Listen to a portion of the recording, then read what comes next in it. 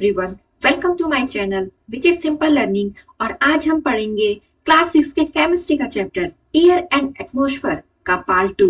तो students, part 1 की video मैंने इस वीडियो के डिस्क्रिप्शन बॉक्स में उसका लिंक डाल दिया है। अगर आपने पार्ट 1 वीडियो इस चैप्टर की नहीं देखी है तो आप डिस्क्रिप्शन बॉक्स में उस लिंक पे क्लिक करके देख सकते हैं वीडियो। तो स्टूडेंट्स, आज हम पढ़ेंगे एयर एंड एटमॉस्फेयर का जो रिमेनिंग चैप्टर था उसको आज हम आगे पढ़ते हैं।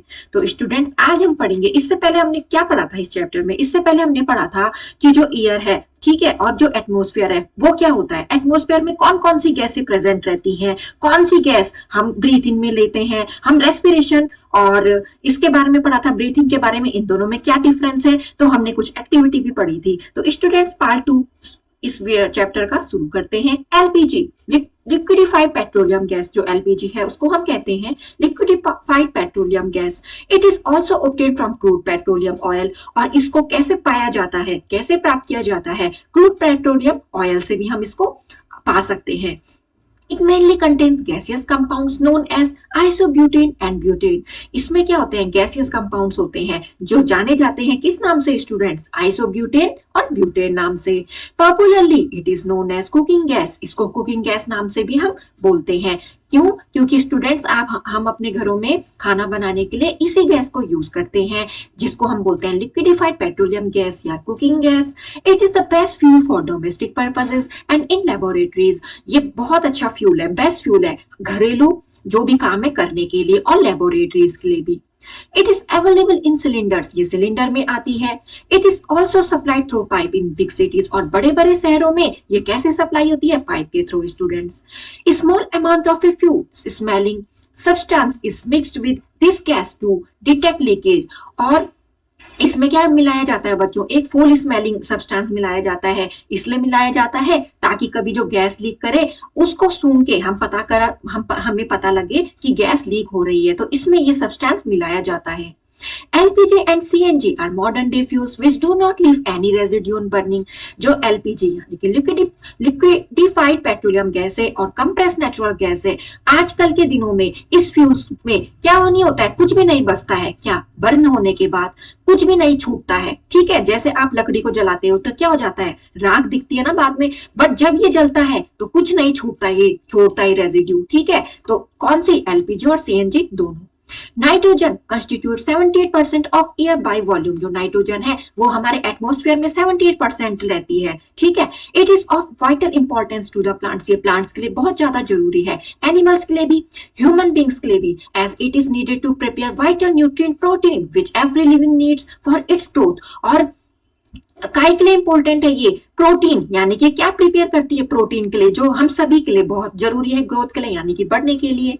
The plants convert nitrogen into protein. और ये प्रोटीन कैसे मिलता है? जो नाइट्रोजन है, यानी कि प्लांट्स जो है वो नाइट्रोजन को कन्वर्ट कर देते हैं प्रोटीन में। While animals and human beings get it directly और इनडायरेक्टली फ्रॉम देम। और जो एनिमल और जैसे हम ह्यूमन बींग्स हैं वो हम या तो डायरेक्टली लेते हैं या इनडायरेक्टली भी लेते हैं। Nitrogen can not be absorb directly by plant. जो नाइट्रोजन है वो प्लांट उसको डायरेक्टली एब्सॉर्ब नहीं कर पाते हैं। It is first fix up in the soil. ये पहले नाइट्रोजन फिक्स होगी किसके साथ? सॉइल के साथ। जैसे कि कैसे फॉर्म में? नाइट्रेट्स फॉर्म में और नाइट्रेट्स फॉर्म में। And then absorb by the plant in soluble form. और तब जो प्लांट है उसको एब्सॉर्ब करेंगे किस फॉर्म में स्टूडेंट? सॉल्युबल फॉर्म में। This phenomenon is called nitrogen fixation. और इस फेनोमेनन को हम क्या कहते हैं?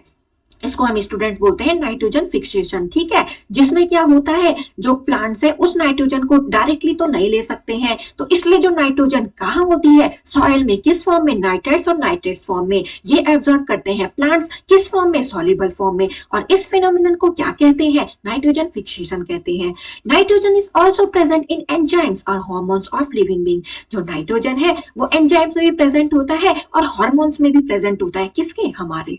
Nitrogen fixation is the process by which free nitrogen of air is converted into nitrogen compounds like nitrites and nitrates, which are useful plant nutrients to produce protein। जो nitrogen fixation है ये एक process हुई जिससे जो free nitrogen है, यानी कि जो एयर में फ्री नाइट्रोजन है वो कन्वर्ट हो जाती है नाइट्रोजन कंपाउंड में। और वो नाइट्रोजन कंपाउंड क्या है स्टूडेंट्स? वो है नाइट्राइट्स और नाइट्रेट्स, जो यूजफुल होते हैं किसके लिए? प्लांट न्यूट्रिएंट्स के लिए इंपॉर्टेंट है, जो ठीक है यूजफुल है, जो क्या प्रोड्यूस करने के लिए, प्रोटीन प्रोड्यूस करने के लिए। और प्रोटीन हम सभी के लिए कितना इंपॉर्टेंट है। When plants and animals die, they decay and nitrogen is returned to the soil. जो प्लांट्स और एनिमल्स है, जब वो मर जाते हैं तो वो डिके यानी कि सड़ जाते हैं। कहाँ? They decay and nitrogen is return to the soil. Decay होने के बाद, ठीक है, नष्ट होने के बाद, ठीक है, वो क्या हो जाता है, जो नाइट्रोजन है वो सॉइल को रिटर्न हो जाती है।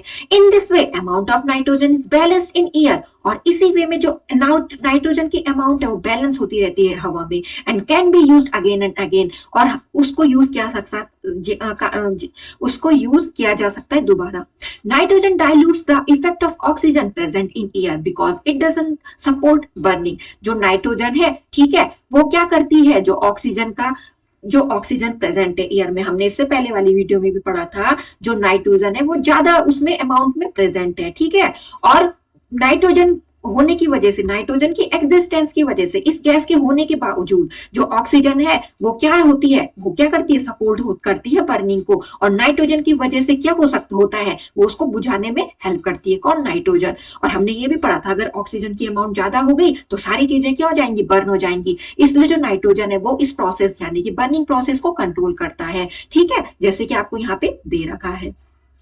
It is use to make fertiliser. इसको खाद बनाने के काम भी यूज होता है। बहुत सारे नाइट्रोजनस प्रोडक्ट भी बनते हैं इससे।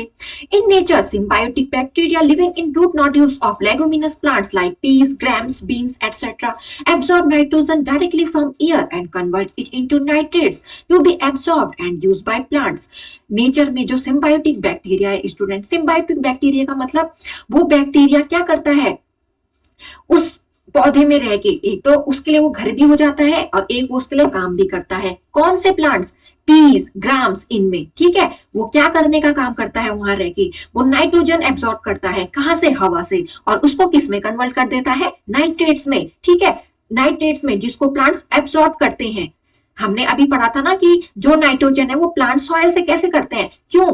ये बैक्टीरिया का काम आसान बना देता है, जिसका नाम है, जो है सिम्बायोटिक बैक्टीरिया, जो कहाँ रहता है? पीस, ग्राम्स, बीन्स, इन प्लांट्स में रहता है। वो एब्सॉर्ब करता है नाइट्रोजन को एयर से। तो देखो ये जो बैक्टीरिया है हमारे कितने काम का है।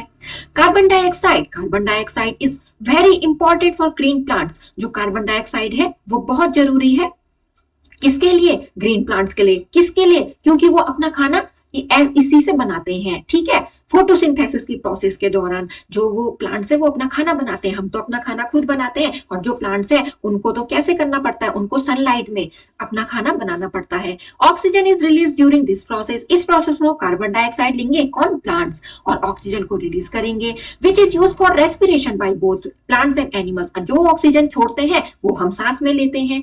Carbon dioxide maintains the temperature of the earth and keep it warm at night. जो कार्बन डाइऑक्साइड है वो अर्थ का टेम्परेचर मेंटेन रखती है और इसको क्या करती है? रात को गर्म रखती है। Carbon dioxide being a non supporter of burning is used as a fire extinguisher. जो कार्बन डाइऑक्साइड है वो बर्निंग को स्टॉप करता है, इसलिए इसको आग बुझाने के काम लाया जाता है। ड्राई आइस किसका नाम है स्टूडेंट? सॉलिड कार्बन डाइऑक्साइड को ड्राई आइस बोलते हैं। ये रेफ्रिजरेंट में यूज किया जाता है। Carbon dioxide is used to prepare fizzy drinks like soda water. और कार्बन डाइऑक्साइड को फिजी ड्रिंक के लिए भी यूज किया जाता है, जैसे कि सोडा वाटर में। Water vapour present in the air provides moisture for both plants and animal. जो वाटर वेपर एयर में प्रेजेंट रहती है वो मॉइस्चर प्रोवाइड करती है प्लांट्स और एनिमल्स को। It also help in predicting climatic condition of a particular area as its amount varies from place to place and time to time. ये ऐसे भी हेल्प करती है किसमें?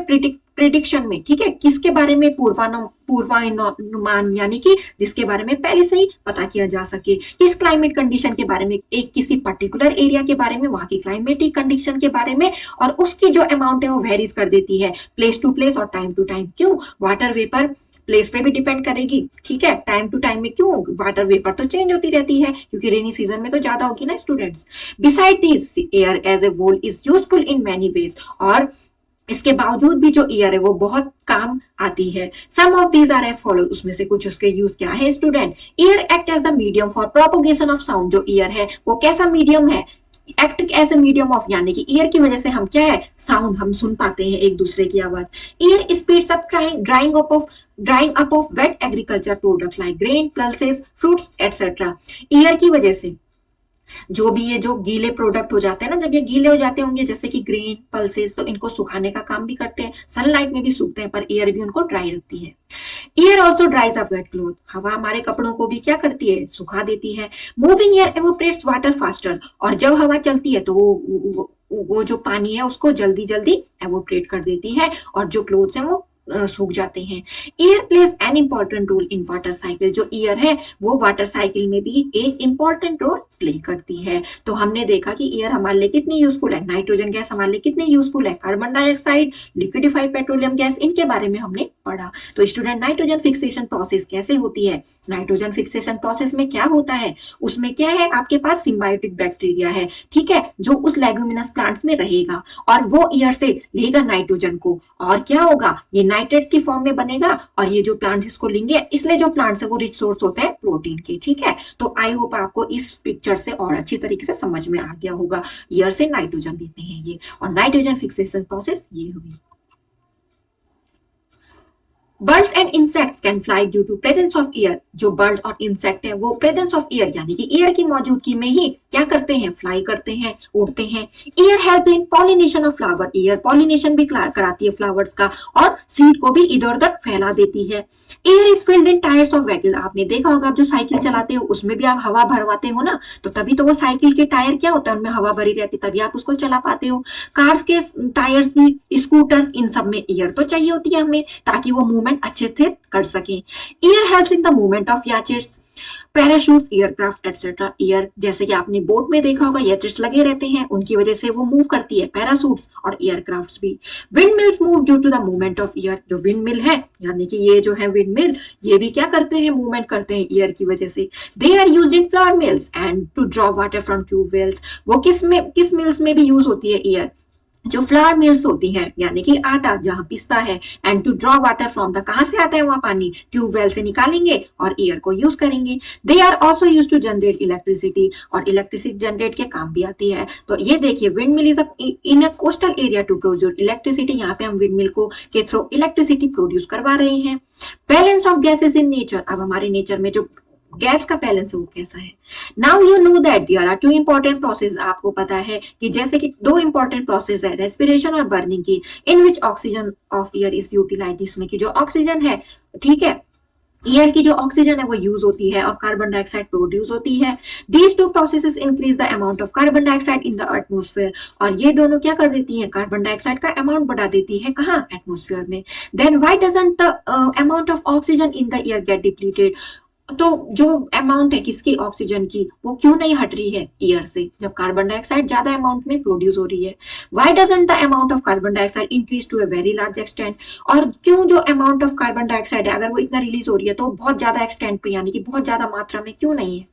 There must be some process in nature which utilizes large quantities of carbon dioxide and restore the quantity of oxygen in air, बहुत सारी process है हमारे नेचर में जो यूटिलाइज करती है बहुत बड़ी क्वांटिटी में, किसको यूज करती है, बहुत बड़ी क्वांटिटी में CO2 को यानी कि कार्बन डाइऑक्साइड को, और ऑक्सीजन को भी क्या करती है, रिस्टोर करके रखती है। Otherwise the composition of air will change appreciably, अगर ऐसा नहीं होता तो कंपोजिशन यानी कि एयर की कंपोजिशन चेंज होती रहती, and there will be an imbalance in nature and no life, और नेचर में इम्बैलेंस हो जाता, असंतुलित हो जाता नेचर, और वहां कोई लाइफ नहीं होती। यानी कि जो लाइफ है बच्चों, उसमें सारी चीजें मेंटेन है, सारी चीजें अपना काम करती हैं, अगर उनमें से कोई भी ऊपर नीचे कोई भी काम करे तो जो लाइफ है यानी कि जो नेचर है वो इम्बैलेंस हो जाता है।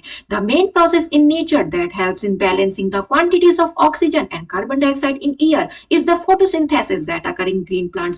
बहुत जो मेन प्रोसेस है नेचर में जिसकी वजह से ये इसको बैलेंस रख पाता है, किसको, कार्बन डाइऑक्साइड, ऑक्सीजन, ऐसी गैस है, तो क्या करते हैं इसमें प्लांट मेन रोल प्ले करते हैं। कैसे, वो क्या करते हैं, ऑक्सीजन क्या करते हैं, that helps in balancing the quantities of oxygen carbon dioxide in air is the photosynthesis. Photosynthesis process के दौरान वो क्या बनाते हैं, अपना खाना बनाते हैं। Photo means light, photo means क्या हुआ बच्चों, लाइट, यानी कि सनलाइट की प्रेजेंस में होगी ये प्रोसेस। और सिंथेसिस का मतलब होता है पुटिंग टुगेदर, सबको एक साथ रखना। कैसे, it is a process through which green plants prepare their food in presence of sunlight with the help of carbon dioxide and water. ये एक ऐसी प्रोसेस है जिसमें जो ग्रीन प्लांट्स है वो अपना खाना प्रिपेयर यानी कि बनाते हैं। हम लोग तो अपना खाना बनाते हैं ना लिक्विडिफाइड पेट्रोलियम गैस में। तो स्टूडेंट्स, इनके लिए क्या इंपॉर्टेंट है, इनके लिए सनलाइट इंपॉर्टेंट है खाना बनाने के लिए, यानी कि जो प्लांट है बच्चों वो भी खाना बनाते हैं। किसकी हेल्प से बनाते हैं स्टूडेंट? इनको कौन सी गैस चाहिए होती है? हमें तो एलपीजी चाहिए होती है, इनको कार्बन डाइऑक्साइड और वाटर चाहिए होता है। The food is prepared in the form of glucose, और जो खाना बनता है इनका वो किस फॉर्म में बनता है बच्चों? ग्लूकोज, कार्बोहाइड्रेट फॉर्म में, with the release of oxygen gas. जब ये खाना बनेगा इनका ग्लूकोज जो है कार्बोहाइड्रेट, और वो रिलीज करेगा ऑक्सीजन गैस को। तो स्टूडेंट्स ऐसे हमें ऑक्सीजन गैस मिलती है और कार्बन डाइऑक्साइड गैस यूज करते हैं। कार्बन डाइऑक्साइड और वाटर का जो रिएक्शन है वो क्या बनाएगा? ग्लूकोज और ऑक्सीजन बनाएगा, और ग्लूकोज उनका फूड हुआ स्टूडेंट, और लाइट की प्रेजेंस में होगा ये। Plants take carbon dioxide from air, जो प्लांट है वो एयर से कार्बन डाइऑक्साइड लेते हैं, और वाटर सॉइल से लेते हैं। किस प्रोसेस के लिए? फोटोसिंथेसिस के लिए। This process take place only in green plant, ये प्रोसेस उन्हीं में होगी जो ग्रीन प्लांट होंगे, because they contain a green pigment. क्यों? क्योंकि वो ग्रीन पिगमेंट कंटेन करते हैं, उनमें ग्रीन पिगमेंट होता है जिसको बोलते हैं chlorophyll, which is able to trap solar energy from the sun, जिसका काम होता है सोलर एनर्जी को ट्रैप करना, लेना सन से। Hence it takes place only during daytime, while respiration takes place both during day and night. और इसलिए ये केवल दिन के टाइम पे होगा। क्यों होगा ये दिन के टाइम पे? क्योंकि जो क्लोरोफिल पिगमेंट है वो ट्रैप करेगा सन की लाइट को, तो इसलिए सन की लाइट तो दिन में ही मिलती है ना students.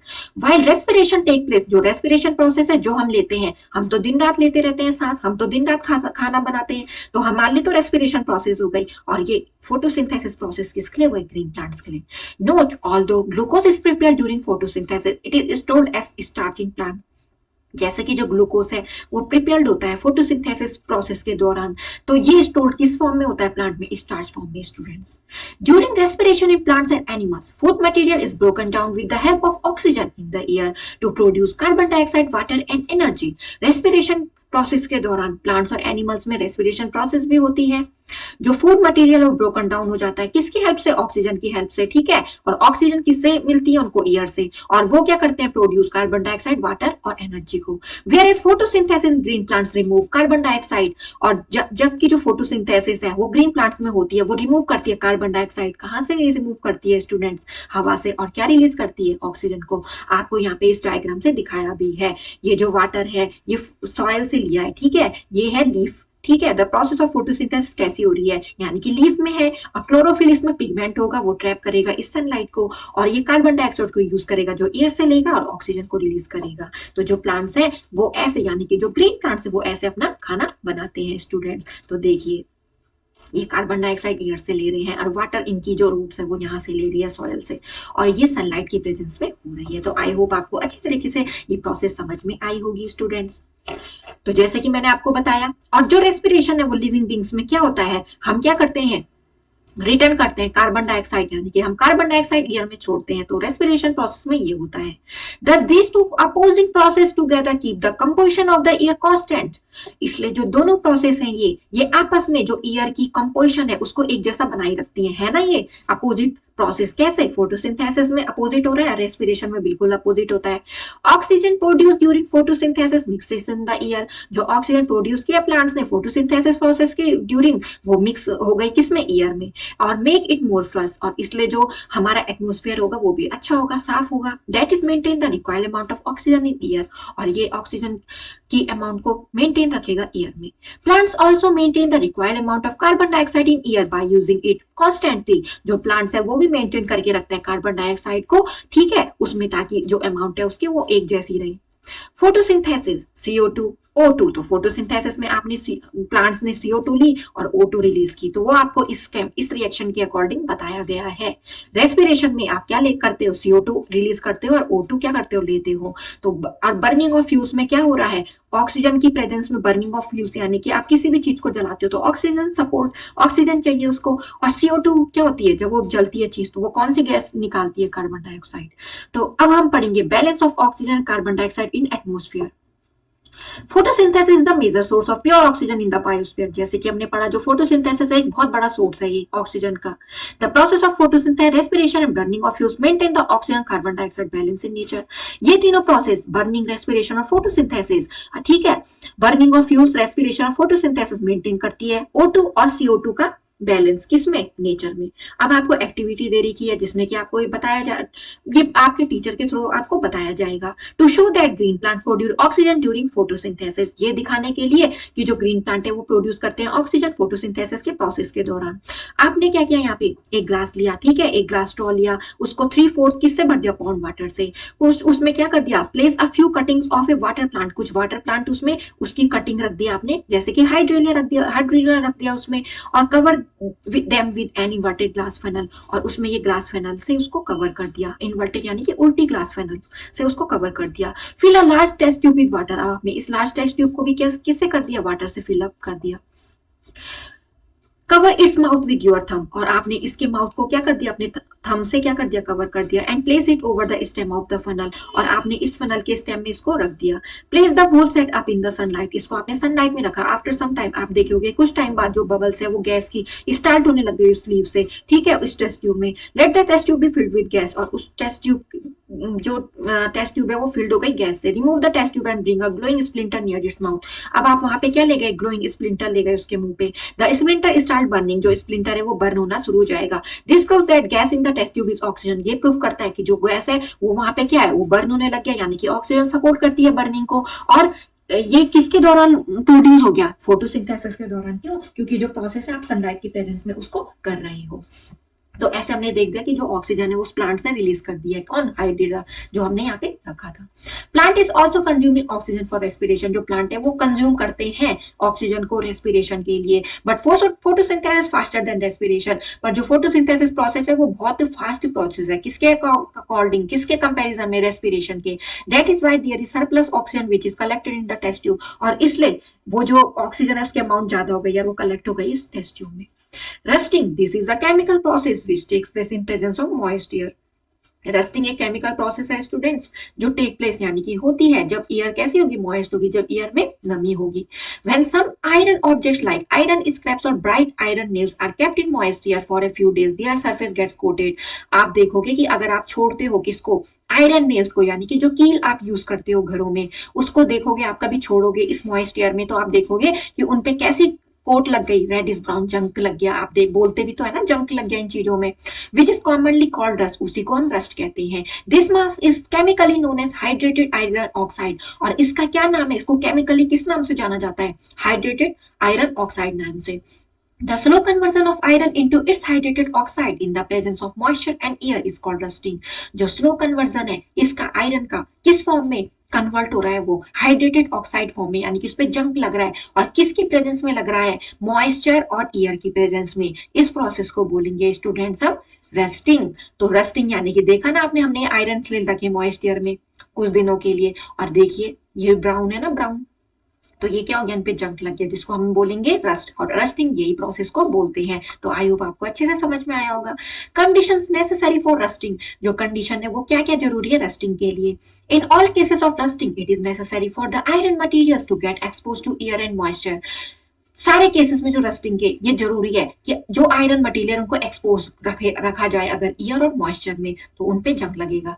Rusting of iron is a wasteful process, rusting of iron एक वेस्टफुल प्रोसेस है। क्यों, जो क्या होती है, किसी भी चीज को क्या कर देती है, बर्बाद कर देती है। It can be prevented by painting, greasing, और इसलिए पेंट किया जाता है। आप देखोगे ना लोहे की चीजों पे पेंट किया जाता है ताकि उनमें क्या ना लगे, जंक ना लगे, उनको ग्रीस करके भी रखा जाता है। बाय कोटिंग और alloying with a non coercive material, एक नॉन कोरेसिव मटेरियल यूज करते हैं जो कि उस पे जंक नहीं लगने देता, तो इसलिए जो हम ये जो ग्रीस वगैरह इसको यूज करते हैं। एयर पॉल्यूशन, अब हम एयर पॉल्यूशन के बारे में पढ़ते हैं, यानी कि वायु प्रदूषण, हिंदी में तो हम इसको ये कहेंगे। और जो एयर पॉल्यूटेड हो रही है, अब एयर पॉल्यूटेड हो रही है, वो क्यों पॉल्यूटेड हो रही है और कैसे हो रही है, वो हम इसमें पढ़ेंगे। Air is important for our survival, air हमारे लिए बहुत जरूरी है। But the air we breathe should be free from impurities, but जो एयर है जो हम सांस में लेते हैं वो क्या होती है, इम्प्योरिटीज से फ्री रहनी चाहिए, यानी कि उसमें कोई भी इम्प्योरिटीज नहीं होनी चाहिए, अशुद्ध नहीं होनी चाहिए वो हवा। Nowadays many harmful substances get mixed in the air and cause air pollution. आजकल के दिनों में, आज के दिनों में क्या होते हैं, बहुत सारे हार्मफुल सब्सटेंस मिक्स हो जाते हैं एयर में। ठीक है, वो क्या करते हैं, एयर पॉल्यूशन कॉज करते हैं। This polluted air causes harm not only to humans but also to plants and animals. और ये पॉल्यूटेड एयर किसको नुकसान पहुंचाती है, हमें भी पहुंचाती है और प्लांट और एनिमल को भी पहुंचाती है। The harmful and undesirable substances mixed in air are called pollutants. और ये जो हार्मफुल और अनडिजायरेबल सब्सटेंसेज हैं जो एयर को पॉल्यूट कर रहे हैं वो एयर के साथ मिक्स हो जाते हैं, जिनको हम बोलते हैं pollutants. The common pollutants which make the air impure are smoke. जो कॉमन पॉल्यूटेंट है जो एयर को इम्प्योर बनाते हैं वो है स्मोक, डस्ट और soot. These pollutants are emitted by automobiles. ये जो पॉल्यूटेंट्स है ये जो गाड़ियां वगैरह हैं ये चलती हैं जो इनकी वजह से ज्यादा हो रहा है। एंड इंडस्ट्रीज, और जो इंडस्ट्री है वो भी जो स्मोक प्रोड्यूस कर रही है उस वजह से भी। क्यों? क्योंकि वो हवा में तो मिक्स हो रहा है। Gases like sulphur dioxide, carbon monoxide and carbon dioxide in excess also pollute the air. जो गैस हैं जैसे कि सल्फर डाइऑक्साइड यानी कि SO2, carbon monoxide and carbon dioxide वो ज्यादा मात्रा में जब एयर के साथ क्या कर रही है, मिक्स हो रही है और वो पॉल्यूट कर रही है हवा को, जो हमारे लिए बिल्कुल भी सही नहीं है। Some other gases like ammonia and methane also enter the air. और ये अमोनिया और मीथेन ये भी अलग टाइप की गैसेस हैं जो कब एयर में मिक्स हो जाती हैं, किसकी वजह से, प्लांट और एनिमल के डिकेइंग की वजह से, जब ये चीजें नष्ट होती हैं। इसलिए क्या प्रोड्यूस होता है, अमोनिया और मीथेन, ये भी क्या करती है, पॉल्यूट करती है हवा को। Harmful effects of air pollution. अब एयर पॉल्यूशन के हार्मफुल इफेक्ट क्या है बच्चों, ये हमारी हेल्थ पे इफेक्ट करता है। जब हम एयर ही इम्प्योर लेंगे तो वो हमारे लंग्स में जाएगी और ये बहुत सारी डिजीज कॉज हो जाएगी और जो हमारे लिए अच्छा नहीं है। Common air pollutants like dust and smoke cause respiratory, skin and I problems. जो डस्ट और स्मोक है वो क्या करती है, वो रेस्पिरेटरी, स्किन और आई प्रॉब्लम्स भी करती है। समटाइम्स एयर पॉल्यूशन में लीड टू कैंसर। और कुछ टाइम कभी कभी तो जो एयर पॉल्यूशन है उससे कैंसर भी हो जाता है। और आपको इस फिगर के थ्रू बता रखा है कि जो आई इरिटेशन है, डिजीनेस और हेडेक भी होता है, सोर थ्रोट भी हो जाता है, nasal irritation, coughing and shortness of breath, possible lung cancer and other lung diseases, chest pain and cold allergies, ये चीजें हो जाती है इस एयर पॉल्यूशन से स्टूडेंट्स। Effects on vegetation. अब जो है वेजिटेशन है उस पर इफेक्ट क्या पड़ता है, air pollution affect vegetable and plant. जो एयर पॉल्यूशन है वो वेजिटेबल और फ्रूट्स को भी क्या करता है, इफेक्ट करता है। Which is a great economic loss, जो हमारे लिए बहुत बड़ा इकोनॉमिक लॉस है। क्यों? अगर वेजिटेबल और फ्रूट नहीं होंगे तो कोई बेचेगा भी क्या और कोई खाएगा भी क्या, तो ये इकोनॉमिक लॉस बहुत बड़ा होता है। Acid rain, gases like carbon dioxide and nitrogen dioxide pollutants get mixed in। जो एसिड रेन है, और एसिड रेन क्या है, जो रेन है उसमें एसिड है। एसिड किसकी वजह से है, जो ये गैस है सल्फर डाइऑक्साइड और नाइट्रोजन डाइऑक्साइड, ठीक है, ये मिक्स हो जाती है किसमें, रेन वाटर में, और एसिड रेन फॉर्म होती है। दिस रेन डैमेजेस क्रॉप, जो कि क्रॉप भी डैमेज करेगी, मार्बल बिल्डिंग भी डैमेज करेगी। जैसे कि ताजमहल में भी इश्यू है ना, कि उसमें भी ऐसा है कि जो ज्यादा पॉल्यूशन की वजह से क्या हो रहा है, जो उसका व्हाइट मार्बल है वो धीरे धीरे क्या हो जाता है, होता जा रहा है, ब्लैक होता जा रहा है, पॉल्यूशन की वजह से भी, एसिड रेन की वजह से भी, मेटल्स एटसेट्रा, ठीक है, ये डैमेज कर देगा इन चीजों को। If gets mixed with river water it causes death of aquatic plants and animals. और अगर ये रिवर वाटर के साथ मिल गया तो ये क्या करता है, एक्वेटिक प्लांट्स और एनिमल्स की सीधा डेथ कर देगा, तो ये बहुत अच्छी बात नहीं है। Effects on the atmosphere. Atmosphere में इफेक्ट क्या होगा, pollutants like smoke, dust etcetera make the atmosphere dense. जैसे कि जो पॉल्यूटेंट्स है, स्मोक, डस्ट, वो क्या करते हैं, एटमोस्फियर को डेंस कर देते हैं, घना कर देते हैं। और क्या कर देते हैं, उसकी वजह से देखिए अगर ज्यादा अमाउंट में डस्ट और स्मोक होगा तो आप देख नहीं पाओगे, तो वही वो बता रहे हैं। This reduces the visibility which leads to road and rail accident. इसी की वजह से क्या है, रोड और रेल एक्सीडेंट होते हैं students. An increase in the percentage of carbon dioxide, methane, nitrous oxide etcetera taps the heat causing global warming. अब देखिए ग्लोबल वार्मिंग भी हो जाएगी अगर ये जो गैसें हैं इनके परसेंटेज में इंक्रीज हो जाते हैं। नेचर है जो हमारा, उसने तो सारी गैस को बैलेंस किया हुआ है, वो बैलेंस फॉर्म में है, बट एयर पॉल्यूशन की वजह से अगर इन गैस के परसेंटेज में इंक्रीज हो गई है, ठीक है, परसेंटेज बढ़ गया, तो उससे क्या हो जाएगा, ग्लोबल वार्मिंग हो जाएगी। क्यों? क्योंकि इनकी वजह से क्या हो जाएगा, जो अर्थ का टेम्परेचर है वो राइज होने लग जाएगा, ठीक है। These gases are called greenhouse gases. किसको, carbon dioxide, methane, nitrous oxide, इसको बोलेंगे ग्रीन हाउस गैस बोलते हैं इनको। और जो टेम्परेचर क्या कर देती है, बढ़ा देती है, क्योंकि ये गैस क्या करती है, ट्रैप करती है, लेती है हीट को। Global warming, carbon dioxide has the capacity to absorb heat from the sun. जो कार्बन डाइऑक्साइड गैस है उस पर एक कैपेसिटी है, वो हीट को एब्सॉर्ब कर देगी सन की। Excess of carbon dioxide near the earth surface traps the heat and prevents it from escaping. जब कार्बन डाइऑक्साइड ज्यादा मात्रा में हो जाएगी अर्थ की सरफेस में, तो वो ज्यादा हीट ट्रैप करेगी, लेगी, और उससे क्या हो जाएगा, प्रिवेंट इट फ्रॉम एस्केपिंग, और वो गैस क्या नहीं हो जाएगी, रिलीज नहीं हो पाएगी। This ultimately result in increasing the temperature, इससे टेम्परेचर अर्थ का बढ़ जाएगा, जो जिसको हम बोलेंगे ग्लोबल वार्मिंग और green house effect. It has been predicted that due to air pollution there will be 1 degree Celsius rise in the temperature of the earth every 15 years, और ये भी प्रेडिक्टेड किया जा चुका है, यानी कि ये भी बताया गया है पहले से ही कि अगर air pollution, due to air pollution की वजह से 1 डिग्री सेल्सियस राइज हो रहा है टेम्परेचर में अर्थ के हर 15 सालों में, this will cause an unbalanced ecological system, और ये क्या कॉज कर रहा है, अनबैलेंस्ड इकोलॉजिकल सिस्टम, यानी कि जो हमारा सिस्टम है उसमें बैलेंस नहीं रखेगा, और जब बैलेंस नहीं रखेगा स्टूडेंट, तो ये सारी गैस की जो अमाउंट है वो इंक्रीज हो जाएगी, और इनबैलेंस की होने की वजह से जो लाइफ है हमारी अर्थ में वो कैसे रहेगी। Nitrous oxide 6% and other gases, अब आपको इस चार्ट के थ्रू बताया गया है, जो ये यहाँ पे बार ग्राफ बना हुआ है ना, वो पाई चार्ट बना हुआ है, पाई चार्ट, इसमें आपको ये बता रखा है कि जो नाइट्रस ऑक्साइड और अदर गैसेस वो कितने परसेंट में है, क्लोरोफ्लोरोकार्बन 14% में, मीथेन 20, और सबसे ज्यादा कौन सी गैस है स्टूडेंट, 60%, यानी कि कार्बन डाइऑक्साइड, जो भी अच्छा नहीं है।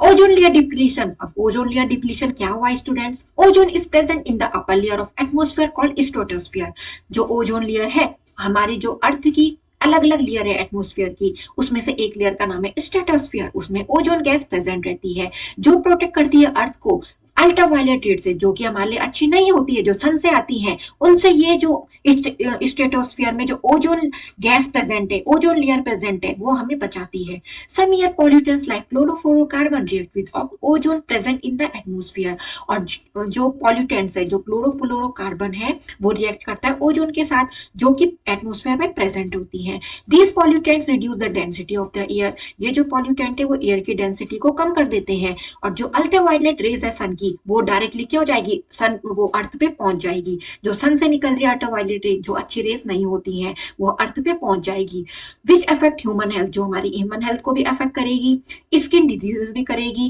कैंसर भी होगा, and also increase the earth temperature, और अर्थ की टेम्परेचर को भी क्या करेगी, इंक्रीज कर देगी। तो जो ओजोन लेयर है वो तो हमें इन यूवी रे से प्रोटेक्ट करती है स्टूडेंट्स, बट अगर एयर पॉल्यूशन ज्यादा अमाउंट में हुआ, ये जो गैस है, ये जो पॉल्यूटेंट है, अगर ये ज्यादा अमाउंट में इंक्रीज होने लग गए, तो जो ओजोन लेयर है वो धीरे धीरे क्या हो जाएगी, खत्म हो जाएगी, और हमें क्या हो जाएंगी, ये बीमारियां हो सकती हैं जो हमारे हेल्थ के लिए हेल्पफुल नहीं है। तो स्टूडेंट्स, इस फिगर के अकॉर्डिंग आप देख सकते हो जो ओजोन लेयर डिप्लीशन है वो कैसा है, जो सन की यूवी रेज है वो अर्थ पे आती है, और ये जो स्ट्रेटोस्फीयर लेयर होगी अर्थ की वो प्रेजेंट है वहां पे ओजोन लेयर, और अगर वो धीरे धीरे क्या हो रही है, डिप्लीट हो रही है, यानी कि घट रही है, तो उससे क्या हो जाएगा, उससे हमारी जो अर्थ का टेम्परेचर बढ़ेगा, और यूवी रेज डायरेक्ट पड़ेंगी किस पे, अर्थ पे, और जो हमारे लिए अच्छी नहीं है। तो इसलिए स्टूडेंट्स, हमें क्या करना चाहिए, एयर पॉल्यूशन के लिए बहुत ज्यादा मेजर यानी कि स्टेप फॉलो करने चाहिए। व्हीकल्स वगैरह का जो भी स्मोक वगैरह है वो क्या नहीं करना चाहिए,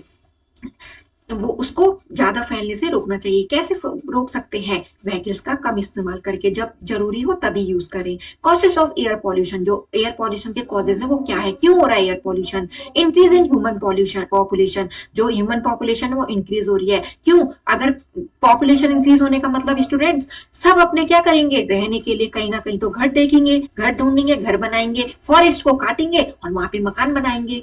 इनडिस्क्रिमिनेट कटिंग ऑफ फॉरेस्ट, और कटिंग ऑफ फॉरेस्ट यानी कि जंगल क्या हो रहे हैं, कट कर रहे हैं लोग, अपनी लकड़ी जलाने के लिए उसको यूज कर रहे हैं, और पेड़ नहीं लगा रहे हैं, उनका कटान कर रहे हैं, किसका, पेड़ों का, तो ये अच्छा नहीं है। Burning of fossil fuels and fibres, fibre और फॉसिल फ्यूल के बर्न होने से भी एयर पॉल्यूशन होता है। हार्मफुल गैसेस व्हीकल से जो निकलती हैं उसकी वजह से भी एयर पॉल्यूशन होता है। And increase in number in the industry near the residential areas, और जहां पे रहते हैं वहां पे अगर इंडस्ट्रीज ज्यादा बन रही है, वहां से क्या निकलेगा, स्मोक निकलेगा फैक्ट्री से, क्योंकि वहां काम करेंगे वो, तो इस वजह से वहां पे क्या हो जाएगा, एयर पॉल्यूशन हो जाएगा। Agriculture activities such as use of chemical, जैसे कि आप केमिकल के यूज कर रहे हो, ज्यादा से ज्यादा अमाउंट में सब्जी हो जाए, इनके लिए आप फर्टिलाइजर, इंसेक्टिसाइड और पेस्टिसाइड, जो कि अच्छा नहीं है। केमिकल वेपन्स यूज कर रहे हो, एटॉमिक बॉम्ब्स यूज कर रहे हो वॉर में, वो भी अच्छा नहीं है। Natural causes like volcanic eruption की वजह से भी एयर पॉल्यूशन होता है। The following step need to be taken for controlling air pollution, अब हम क्या क्या स्टेप ले सकते हैं एयर पॉल्यूशन को कंट्रोल करने के लिए। बाय ग्रोइंग मोर ट्रीज, ज्यादा पेड़ लगाएं, ठीक है, बिग सिटीज और टाउन्स में ज्यादा पेड़ लगाएं। Trees clean the atmosphere by using carbon dioxide. आपको पता है जो ट्री है वो कैसे कार्बन डाइऑक्साइड को लेंगे और रिलीज करेंगे ऑक्सीजन को। Trees also help in bringing more rains that makes the atmosphere free of pollutants. और ट्रीज क्या मदद करती है, रेन को लाने में भी मदद करती है, जिससे कि क्या होगा, जो पॉल्यूटेंट एयर में वो क्या हो जाएंगे, साफ हो जाएंगे। Factories and power houses should be provided with tall chimneys. जो फैक्ट्रीज और पावर हाउस है उनकी चिमनियां क्या होनी चाहिए, ताकि वहां से स्मोक निकल जाए, टॉल लंबी होनी चाहिए, ताकि वो सराउंडिंग को क्या ना करे, pollute ना करें, so that smoker gases go high up into the air. Unleaded petrol should be used in vehicles. Vehicles should be regularly checked for pollution control. और जो pollution control के लिए vehicle की checking की जाए, ठीक है। Nowadays CNG compressed natural gas is being used as a fuel in all the public transport vehicles to reduce pollution. और compressed natural gas students, अब इसकी ये जो गैस है ये यूज हो रही है ज्यादा गाड़ियों में, ये क्या कर रही है, पॉल्यूशन को रिड्यूस करने में हेल्प करती है ये gas. By using smokeless source of energy, और स्मोकलेस सोर्स ऑफ एनर्जी जैसे कि सोलर एनर्जी को आप यूज कर सकते हो। इलेक्ट्रिकल एनर्जी को आप किसकी जगह आप यूज कर सकते हो, कन्वेंशनल फॉसिल फ्यूल्स यानी कि कोल की जगह आप इलेक्ट्रिकल एनर्जी को यूज कर सकते हो। स्मोकलेस चूल्हा को यूज कर सकते हो, जैसे बायोगैस और solar energy. Industry should be located far away from residential areas. जहां पे लोग रहते हैं वहां से दूर हो क्या, इंडस्ट्री, ताकि जो वहां से स्मोक निकले वो वहां के वातावरण को पॉल्यूट ना करे, इसलिए जो इंडस्ट्री है उनको थोड़ा दूर बनाया जाए। तो स्टूडेंट ऐसे करके हम एयर पॉल्यूशन को कंट्रोल कर सकते हैं। और आई होप आपको आज का चैप्टर एयर एंड एटमोस्फेयर अच्छे से समझ में आया होगा। आज का चैप्टर होता है फिनिश स्टूडेंट्स, और मेरे वीडियोस लाइक जरूर किया कीजिए। आप देखते हैं और लाइक करना शायद भूल जाते हैं, तो इसलिए लाइक भी कीजिए, चैनल को सब्सक्राइब करना ना भूलिए, और मेरी वीडियोस को शेयर भी कीजिए, ताकि आपकी तरह और भी स्टूडेंट्स अच्छे ढंग से पढ़ सके, अच्छी तरीके से कॉन्सेप्ट समझ सके। Thanks for watching my videos.